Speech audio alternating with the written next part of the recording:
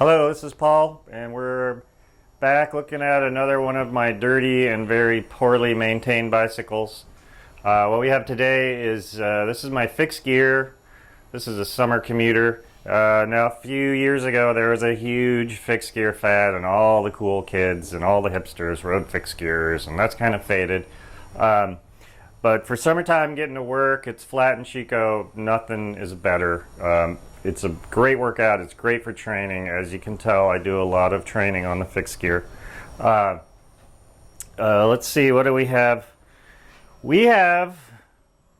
This is probably, in my mind, one of the most beautiful bicycle components ever made. The Campagnolo Delta brake. Too bad they suck, because they sure are nice to look at. I had to have a pair of those. Got to have a pair in the collection. And being a fixed gear, you could ride it without brakes. I'm kind of a wuss, and I needed a place to put these brakes, so I got the brakes on there. We've got a lot of miles on this handlebar tape, multiple wrappings. It's looking pretty seasoned, I think. I kind of like the look of that. Now on a fixed gear, of course, the heart of the bike is the fixed gear. Now on our hub, we have extra threads for the gear and the lock ring is extra wide because we like to make sure everything is very safe. There's no stripping. That said, if you're setting up a fixed gear bike and you're using, well, anybody's hub, make sure don't just buy any old gear. It'd be best to go to a bike shop that has a lot of selection and take your hub and try the gears on there, and you can screw the gear on. Before you tighten it down, sort of wiggle it. And if there's a lot of wiggle in there, that's bad.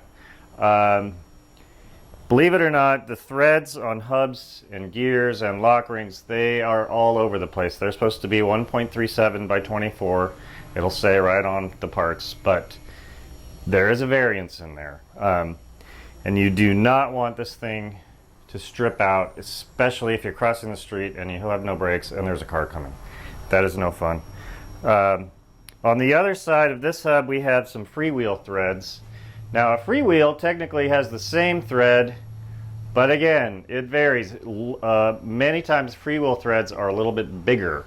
So you can put a freewheel on the fixed gear side, but again, if you're screwing it on, wiggle it. If you feel some play in there, a lot of play, bad news, don't do it. And then we have our crank. Now this is the very first version of our crank, and this has a cutout groove in the crank. There's actually a depression. Now we just have an outline of this feature. And on the front, we have a radial lacing. Spokes come straight out of the hub to the rim.